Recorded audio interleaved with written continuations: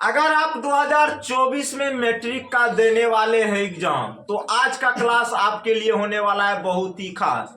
क्योंकि आज जो हम रियल नंबर में जितने भी ऑब्जेक्टिव बनते हैं, ऑब्जेक्टिव क्वेश्चंस आपके बनते हैं, उन सभी को करेंगे हम यहाँ पे डिस्कस। और यकीन मानिए, अगर आप इस क्लास को कर लेते हैं कवर, तो आपका रियल नंबर से जो भी क्वेश्चंस पूछा जाएगा आपके एग्जाम में, ऑब्जेक्टिव टाइप का क्वेश्चंस नहीं छूटेगा।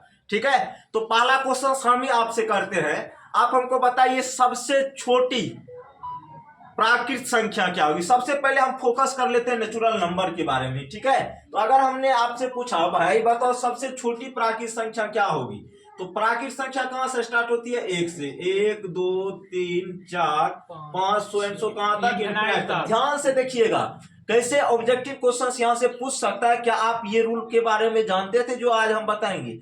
तो नहीं जानते होंगे तो कमेंट कीजिए, अगर जानते हैं तो पर भी अच्छी बात है। लेकिन हमने आपसे पूछा सबसे छोटी प्राकृत संख्या क्या होगी, तो जहां से कोई भी संख्या चलना स्टार्ट करती है, तो प्राकृत संख्या कहां से चलना स्टार्ट करती है? 1 से।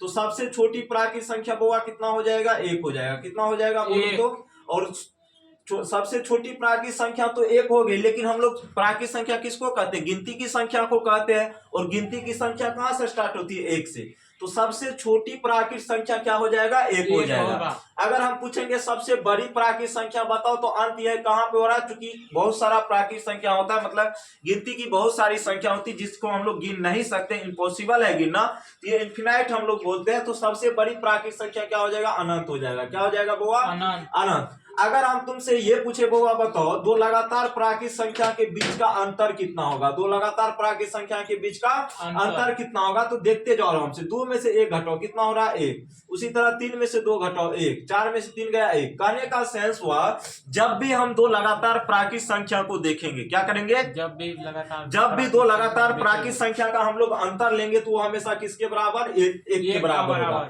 तो दो लगातार प्राकृत संख्या के बीच का अंतर आपको अगर एग्जाम में पूछ दे तो क्या जवाब देंगे? 1 होता है। कितना होता है? 1। अभी देखो ना, यहाँ से कितने सारे पॉइंट निकालते हैं, जैसे 1 हो गया, 2 हो गया, 3 हो गया, 4 5, ये सब क्या है? प्राकृत संख्या। क्या है बुआ? प्राकृत संख्या। क्या है? प्राकृत संख्या। तो प्राकृत संख्या 1 है। अगर तुमसे हम ये पूछे बताओ भाई दो लगातार प्राकृत संख्या के बीच का एचसीएफ क्या होगा? दो लगातार प्राकृत संख्या के बीच का एचसीएफ क्या होगा? तो दो लगातार प्राकृत संख्या के बीच का एचसीएफ निकालना है, तो दो लगातार प्राकृत संख्या कौन होगा? एगो 1 होगा, एगो कौन सी होगा? 2 होगा। तो ये दोनों लगातार हो गया, जैसे 2 हो गया, 3 हो गया, ये दोनों क्या लगातार प्राकृत संख्या है। तो लगातार प्राकृत संख्या के बीच का एचसीएफ हमेशा कितना होता है? 1 होता है। कितना होता है? 1। ठीक है, तो ये हो गई बात किसकी? प्राकृत संख्या की। किसकी बात होगी भैया? प्राकृत संख्या। कोई दिक्कत? लेकिन देखो अब जो एगो और इसमें क्वेश्चन बनता है, अगर आपको पूछ दिया जाए अगर हमें 3 लगातार प्राकृत संख्या मानना है तो हम क्या मानेंगे? तो याद रखना x प्लस 1 और x प्लस क्या मानेंगे? 2 मानेंगे। क्या मानेंगे? x प्लस 1 और x प्लस 2 मानेंगे।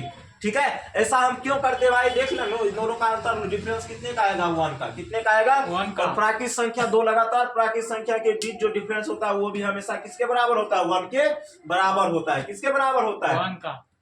अब देखो भाई सम संख्या के बारे में हम आपको बताते हैं। जैसे क्वेश्चन सम संख्या से भी पूछ देता है कभी काल कि बताओ सबसे छोटी सम संख्या क्या होती है? सबसे छोटी सम संख्या क्या होती है? तो हम सभी जानते हैं वैसी संख्या जो 2 से कटती है। वैसी संख्या क्या? जो 2 से कटती है, उसी को हम लोग तो क्या बोलते हैं? सम संख्या बोलते हैं। क्या बोलते हैं भैया? सम संख्या। और 2 से कटने वाली पहली जो संख्या होती है वो 2 होती है। तो सबसे छोटी सम संख्या कितना हो जाएगा बुआ? 2। सबसे छोटी सम संख्या कितना हो जाएगा? 2। और सबसे बड़ी की बात की जाए तो वो कितना हो जाएगा? अनंत हो जाएगा। कितना हो जाएगा? अनंत हो जाएगा। कोई दिक्कत? No sir. लेकिन यहां से देखो कैसे पॉइंट निकलता है। 2 4 6 8 10 100 कहां तक? इनफिनाइट तक। देखो बउआ 2 से 4 हो रहे हैं, 4 में से 2 को घटाओ, कितना हो रहा है? 2। 6 में से 4 को घटाओ, कितना हो रहा है? 2। 8 में से 6 को घटाओ, कितना का? 2 का। कहने का सेंस क्या हुआ? दो लगातार सम संख्या के बीच अगर हम अंतर देखें तो कितने का होता है बउआ? 2 का। कितने का होता है? 2 का। तो दो लगातार सम संख्या के बीच अंतर कितने का होता है? 2 का। इसको याद रखना है। ठीक है, देखो भाई यहाँ पे जो है ना भटकाने वाला बहुत मिलेगा, लेकिन सही रास्ते पर कैसे जाना है ये सब नहीं मिलेगा। ठीक है, तो सबसे बच के रहना है। उस सबसे क्या करना है? बच के रहना है। अभी यहाँ से कितना ऑब्जेक्टिव हम निकाल लेंगे? देखो भाई ये सब रटने वाला सबसे पहले चीज ही नहीं है। ठीक है, ये रटने की चीज ही नहीं है। तो दो लगातार सम संख्या के बीच अंतर कितने का? 2 का। अगर हम तुमसे भाई ये पूछे बताओ दो लगातार सम संख्या के बीच एचसीएफ क्या होगा? तो लगातार मतलब क्या होगा? दो और 4 क्या है? आपस में लगातार है। उसी तरह 4 और 6 भी आपस में लगातार है। 6 और 8 भी क्या आपस में लगातार है। तो दो लगातार सम संख्या का अगर एचसीएफ पूछे तो वो हमेशा कितना होता है? वो 2 होता है। कितना होता है? निकाल लो, यहाँ पे देख लो। तो दो लगातार सम संख्या का एचसीएफ हमेशा कितना होगा? 2 होगा। कितना होगा? 2 होगा। कोई दिक्कत? अगर कह देगा क्वेश्चन में, एग्जाम हॉल में, कि बताओ अगर हमें 3 लगातार सम संख्या मानना हो तो हम क्या क्या मानेंगे? x मानेंगे, x+2 मानेंगे, और क्या मानेंगे बाबा? x+4 मानेंगे। क्या मानेंगे? x+4 मानेंगे। x+2 और x+ क्या मानेंगे? कोई दिक्कत? Any problem? ये तो हो गया सम की। एगो विषमों बारे में कभी कभी पूछ लेता है ना रे। Yes sir.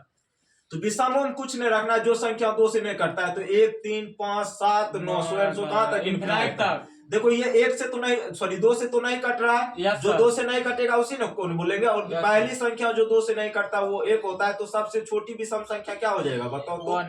सबसे छोटी विषम संख्या कितना होगा? 1। और सबसे बड़ी विषम संख्या कितना हो जाएगा? अनंत। कोई दिक्कत? No sir. है? No sir.